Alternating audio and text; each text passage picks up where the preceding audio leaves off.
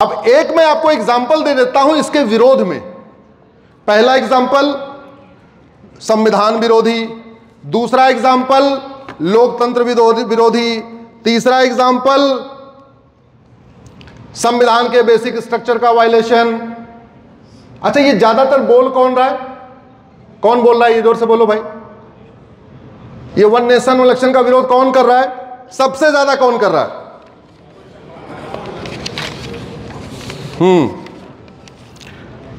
सबसे ज्यादा जो विरोध कर रहे हैं उनका मैं आपको एक डेट वाइज काला कारनामा बताता हूं कि उन्होंने किया क्या है।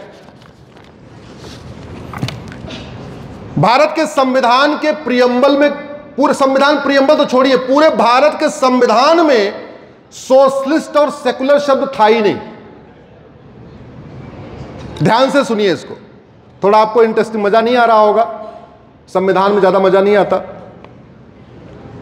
भारत के पूरे संविधान में सोशलिस्ट और सेकुलर शब्द था ही नहीं। भारत के संविधान में आज भी WAQF यानी वक्फ नाम का शब्द ही नहीं है। लेकिन वक्फ एक्ट बना कि नहीं बना? बना। सोशलिस्ट शब्द आया कि नहीं आया? सेकुलर आया कि नहीं आया? आया कैसे वो बताता हूं, जो आजकल संविधान की बात कर रहे हैं। 9 दिसंबर 1946 को संविधान सभा की प्रथम बैठक हुई। 13 दिसंबर 1946 को पहली बार संविधान पे चर्चा हुई। याद रखिए, जो प्रियम्बल है वो संविधान का लक्ष्य है, तो इसलिए सबसे पहले ये प्रियम्बल पे चर्चा हुई और प्रियम्बल पे टारगेट सेट हो गए, प्रियम्बल के गोल, संविधान का गोल तय हो गया, फिर संविधान बनना शुरू किया। 24 जनवरी 1947 को प्रियम्बल अडॉप्ट हो गया। 15/11/1948 को प्रोफेसर KT शाह साहब ने कहा कि साहब इस प्रियम्बल में सोशलिस्ट, सेकुलर और फेडरल शब्द आना चाहिए। पूरी दिन भर चर्चा हुई, संविधान सभा ने उसको रिजेक्ट कर दिया, बोले ना, ये नहीं आएगा। 3/12/1948 को प्रोफेसर KT साहब ने फिर अमेंडमेंट डाला, बोले काम करो, सोशलिस्ट, सेकुलर, फेडरल तीनों नहीं ले सकते तो कोई बात नहीं, सेकुलर ले लो। थोड़ा कंप्रोमाइज किया, फिर दिन भर चर्चा हुई, संविधान सभा ने कहा ना, सेकुलर नहीं आएगा। 6 दिसंबर 1948 को फिर चर्चा हुई, जोरदार विरोध किया गया, फिर से प्रस्ताव गिर गया और 17 अक्टूबर 1949 को फाइनली संविधान का प्रियम्बल अडॉप्ट हो गया। 27 फरवरी 1967 को गोलकनाथ केस का एक फैसला आया, संविधान सुप्रीम कोर्ट के 5 जजों की बेंच का। उन्होंने कहा कि सरकार के पास बेसिक स्ट्रक्चर को बदलने का अधिकार नहीं है। तो फिर सवाल आया कि संविधान का बेसिक स्ट्रक्चर है क्या? तो हमारी गोलकनाथ केस में सुप्रीम कोर्ट ने कहा कि जो प्रियम्बल में equality, justice, liberty, fraternity, unity, national integration, democracy लिखा हुआ है, यही बेसिक स्ट्रक्चर है। तो इनडायरेक्टली सुप्रीम कोर्ट की 5 जजों की बेंच ने कह दिया गोलकनाथ केस में कि आप प्रियम्बल को बदल नहीं सकते।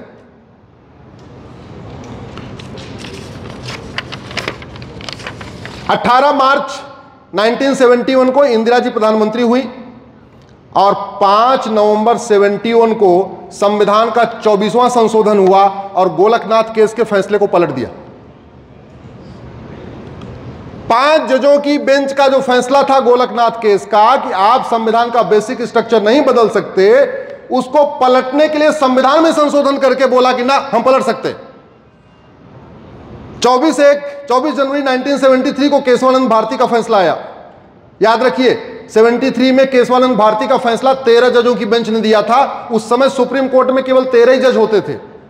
टोटल स्ट्रेंथ सुप्रीम कोर्ट की 13 जजों की थी और 13 के 13 जज एक साथ सुनवाई करके केशवानंद भारती में फैसला किए थे कि सरकार बेसिक स्ट्रक्चर नहीं बदल सकती। और बेसिक स्ट्रक्चर का मतलब प्रियम्बल, और प्रियम्बल में सोशलिस्ट, सेकुलर था क्या? नहीं।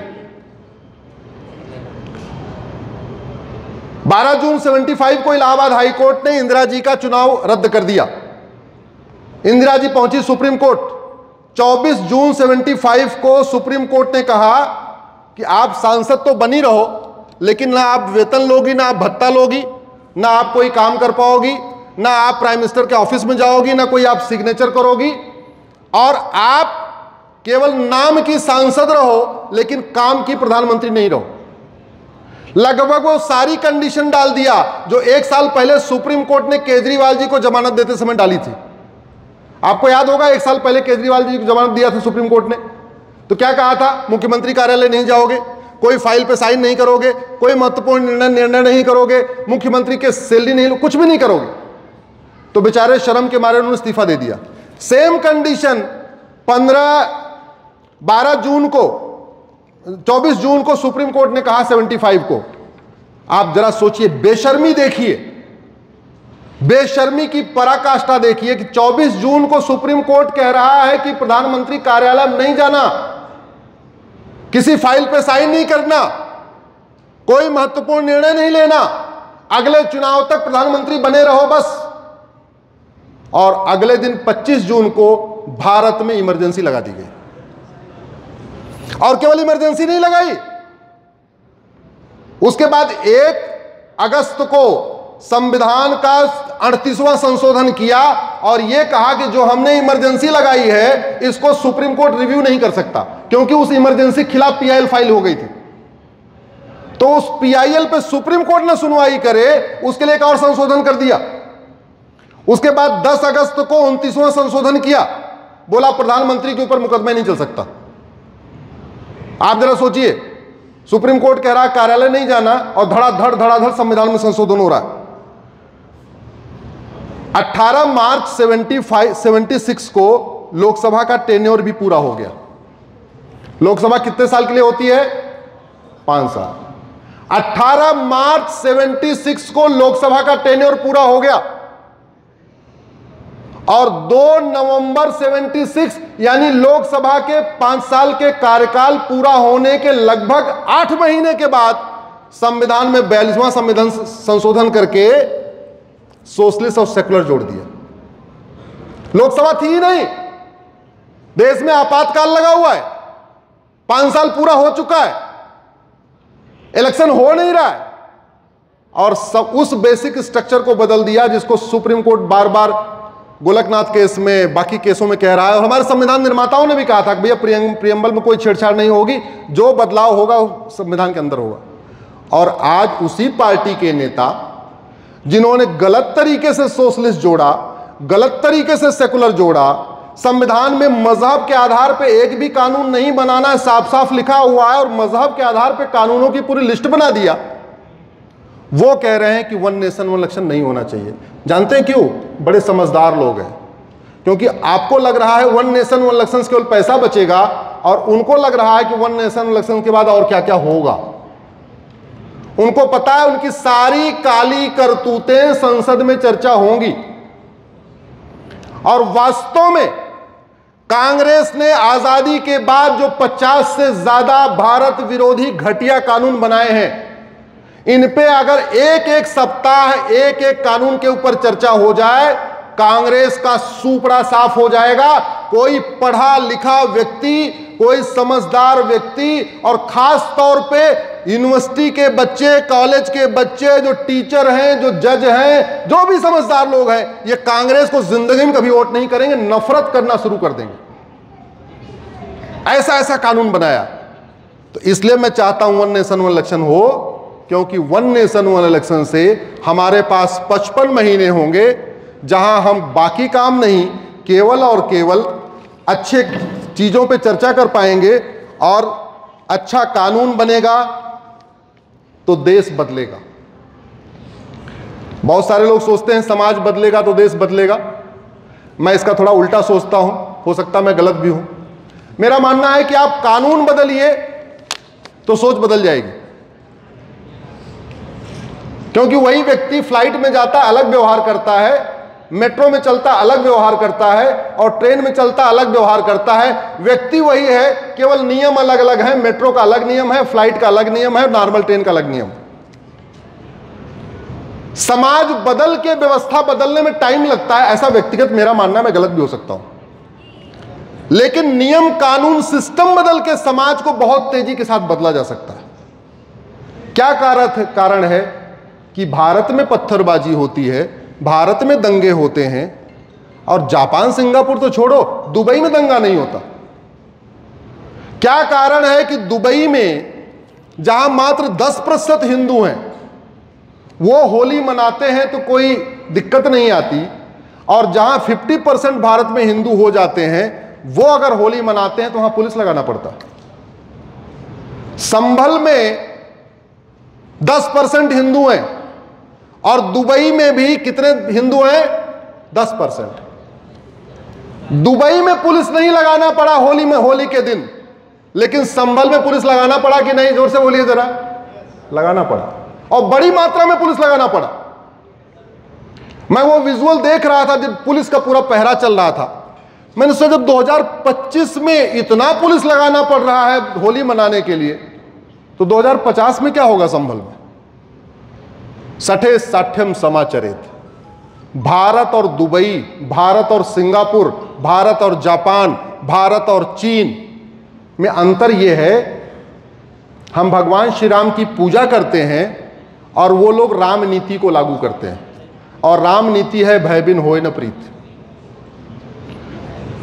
Bharat Dubai, Bharat Singapore, Bharat Japan, Bharat रूस, भारत चीन में अंतर यह है, हम भगवान कृष्ण की पूजा करते हैं और वो कृष्ण नीति लागू करते हैं, सठे साठ्यम समाचरित। दुनिया में जहां राम नीति है भय बिन होए न प्रीत, जहां कृष्ण नीति है सठे साठ्यम समाचरित, वहां शांति है, समृद्धि है, खुशहाली है, विकास है। और नहीं तो अलगाववाद है, कट्टरवाद है, जिहाद है, मजहबी उन्माद है, घूसखोरी है, कमीशनखोरी है, जमाखोरी है, मिलावटखोरी है, कालाबाजारी है, नशा तस्करी है, मानव तस्करी है, सोना तस्करी है, लब जिहाद है, लैंड जिहाद है, धर्मांतरण जिहाद है, घुसपैठ जिहाद है। भारत को सुरक्षित बनाना है तो 1 नेशन 1 इलेक्शन होना चाहिए, और अंग्रेजों के और कांग्रेस के 100% कानून खत्म होने चाहिए। आज इतना टाइम नहीं है कि मैं एक एक कानून के ऊपर चर्चा कर सकूं, बस एक सिंगल लाइन कहता हूं, एक भी अंग्रेजी कानून छूटा तो सुरक्षा चक्र टूटा, और एक भी कांग्रेसी कानून छूटा तो सुरक्षा चक्र टूटा। जैसे दुर्योधन ने लाक्षागृह बनाया था ना, वैसे ही अंग्रेजों ने कानून का लाक्षागृह बनाया। हम उसमें से बच के निकल गए, अलग बात है। और जैसे दुर्योधन ने लाक्षागृह बनाया, ऐसे कांग्रेस ने घटिया कानूनों का लाक्षागृह बनाया। हम उसमें से बच के निकल आए, बस समझो बच गए, बाल बाल भगवान की कृपा, भगवान कृष्ण की कृपा, भगवान राम की कृपा रही। नहीं तो भारत को बर्बाद करने के लिए, सनातन धर्म को खत्म करने के लिए एक के बाद एक, पहले 1954 में वक्फ एक्ट बना दिया, 1958 में एंशिएंट मॉन्यूमेंट एक्ट बना दिया, 1971 में नेशनल लॉ एक्ट बना दिया, 1980 में अलीगढ़ यूनिवर्सिटी को माइनॉरिटी घोषित कर दिया। माइनॉरिटी कौन है नहीं पता। भारत का संविधान कहता है कि मजहब के आधार पे न कोई नियम होना चाहिए, न मजहब के आधार पर कोई कानून होना चाहिए, न मजहब के आधार पर कोई योजना होनी चाहिए, न मजहब के आधार पर लोन होना चाहिए, न मजहब के आधार पर वजीफा होना चाहिए, न मजहब के आधार पर बोर्ड होना चाहिए, न मजहब के आधार पर ट्रिब्यूनल होना चाहिए, कुछ भी नहीं होना चाहिए। और सब कुछ चल रहा है कि नहीं चल रहा है? जोर से बोलिए जरा। और बेशर्मी देखिए, संविधान विरोधी मजहबी नियम कानून स्कूल कॉलेज खोलने वाले कह रहे हैं 1 नेशन 1 इलेक्शन संविधान विरोधी है। जो हमारे संविधान निर्माता चाहते थे कि भारत में 55 साल 55 महीने सरकारें विकास करें, केवल 5 महीने के अंदर जो भी होना हो जाए, ये हमारे संविधान निर्माताओं की मंशा थी। और इसीलिए शुरुआत में सारे चुनाव 1 नेशन 1 इलेक्शन शुरू हुए। होना चाहिए, बहुत आवश्यक है, नितांत आवश्यक है, देश को बदलने के लिए, देश को बचाने के लिए, भारत की संस्कृति को बचाने के लिए, घटिया अंग्रेजी कानूनों को खत्म करने के लिए 1 नेशन इलेक्शन जरूरी है। आप लोगों ने इतनी देर सुना, मैं बहुत बहुत धन्यवाद देता हूं, मैं बहुत बहुत आभार व्यक्त करता हूं। भोजन का समय हो चुका है, मुझे पता है, वैसे मुझे किसी ने पर्ची नहीं भेजी, लेकिन मुझे लग रहा है भोजन का समय हो चुका है। तो एक बार आप लोग खड़े हो जाइए। एक मेरा नारा जेएनयू वालों ने चुरा लिया था,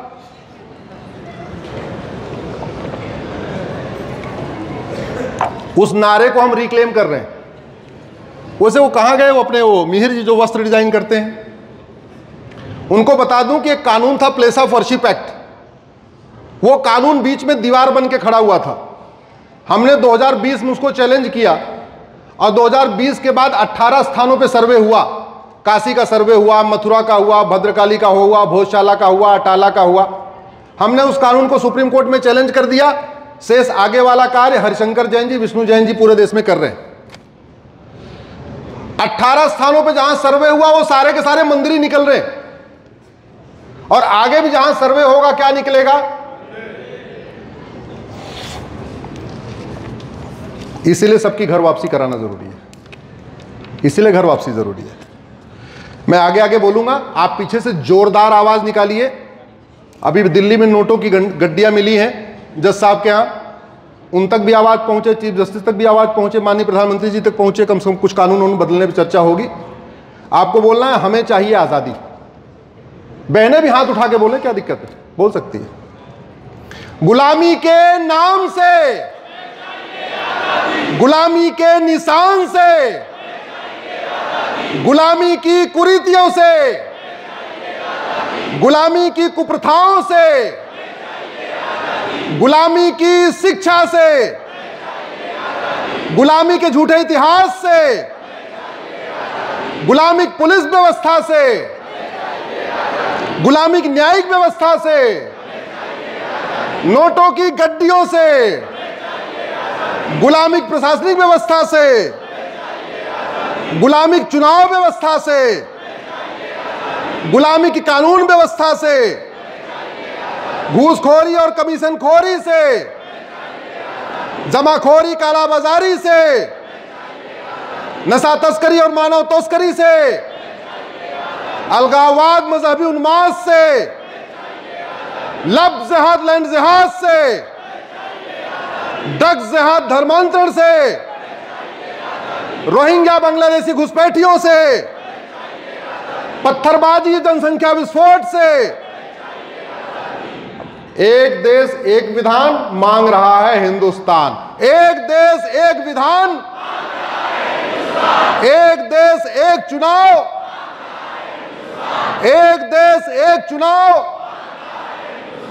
एक देश एक चुनाव। बोलिए भारत माता की, भारत माता की, भारत माता की। वंदे वंदे वंदे। बहुत बहुत आभार।